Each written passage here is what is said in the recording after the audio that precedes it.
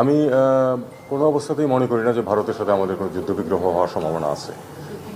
উনি এটা কি তার নিজের দেশের কনজাম্পশনের জন্য বলেছেন কিনা সেটা আমাদের বুঝতে হবে। विश्व में शांति की स्थापना के लिए और स्वयं भारत में भी शांति की स्थापना के लिए सदैव हम लोगों को युद्ध के लिए तत्पर रहना चाहिए, तैयार रहना चाहिए। বাংলাদেশের সঙ্গে বন্ধুত্ব করবে চীন? এবার কি বাংলাদেশের সঙ্গে যুদ্ধ লাগবে ভারতের? সেই সময়টা কি এসেই গেল? দুই রাষ্ট্রের মধ্যে ক্রমেই উত্তেজনা বাড়ছে। কূটনৈতিক মহলের একাংশের মতে খুব একটা ভালো সময় যাচ্ছে না। যুদ্ধের গন্ধ পেয়ে কি তবে রাশিয়া পৌঁছলেন রাজনাথ সিং? কেন এমনটা প্রয়োজন হয়ে উঠল আচমকা?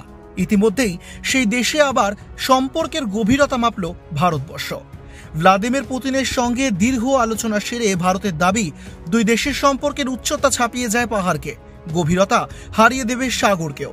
চিরকাল রাশিয়ার পাশে থাকবে ভারত। বাংলাদেশ পরিস্থিতির দিকে ইঙ্গিত করে নিজেদের সেনাবাহিনীকে প্রস্তুত থাকার বার্তাও দিয়েছেন ভারতের প্রতিরক্ষা মন্ত্রী রাজনাথ সিং বলে মনে করছেন ওয়াকিবহাল মহলের একাংশ। রাজনাথ বলেছিলেন, ভারত শান্তিপ্রিয় দেশ, তবে আশেপাশে যা পরিস্থিতি তাতে দেশকে শত্রুর হাত থেকে রক্ষা করার জন্য সেনাবাহিনীকে সব সময় প্রস্তুত থাকতে হবে। এই সব কিছু দেখেই মনে করা হচ্ছে সময় বোধহয় সত্যিই খুব একটা ভালো যাচ্ছে না। এই বিষয়ে ঢাকা রীতিমতন বিস্মিত মন্তব্য করলেন বাংলাদেশের বিদেশ মন্ত্রকের উপদেষ্টা মোহাম্মদ তৌহিদ হোসেন। চলতি মাসের শেষ সপ্তাহে নিউ ইয়র্কে রয়েছে রাষ্ট্রপুঞ্জের বিশেষ অধিবেশন। সেই সময় ভারতের প্রধানমন্ত্রী নরেন্দ্র মোদীর সঙ্গে যাতে বাংলাদেশের অন্তর্বর্তী সরকারের প্রধান মোহাম্মদ ইউনূসের একটা পার্শ্ব বৈঠক করানো যায়, নয়াদিল্লিকে আগেই সেই প্রস্তাব দিয়ে রেখেছে ঢাকা। নয়াদিল্লির তরফে এখনও এই নিয়ে সাড়া না মেলায় কিছুটা হলেও অস্বস্তিতে ঢাকা। প্রাক্তন রাষ্ট্রদূত ও কূটনৈতিক হুমায়ুন কবির মনে করেন, হামাস, ইসরায়েল বা মস্কো কিভ যুদ্ধের সঙ্গে বাংলাদেশের প্রেক্ষাপট কোনোভাবেই তুলনীয় নয়। রাজনাথের এই বার্তাকে আবার উস্কানিমূলক বলেও মনে করেছেন বিএনপির সিনিয়র যুগ্ম মহাসচিব রুহুল কবির রিজভী। বাংলাদেশের ছাত্র জননেতাদের সতর্ক থাকার ডাকও দিয়েছেন তিনি। তাহলে কি নাম না করলেও বাংলাদেশের নিশানা সেই ভারতই? রাজনাথ সিং এর বক্তব্যে তেমন একটা কারণ খুঁজে পাচ্ছে না বাংলাদেশ। ভারতের সঙ্গে বাংলাদেশের যুদ্ধ হওয়ার কোনো সম্ভাবনা আছে বলেও আদৌ মনে করছেন না তারা। তাহলে কি বক্তব্যের কারণ ভয়? তারা কি ভয় পেয়েছে? উল্লেখযোগ্যভাবে রাজ্যের বিরোধী দলনেতা শুভেন্দু অধিকারীর মন্তব্য, সামরিক শক্তিধারী দেশগুলোকে দেখলে আমেরিকা এবং রাশিয়ার পরেই রয়েছে ভারত।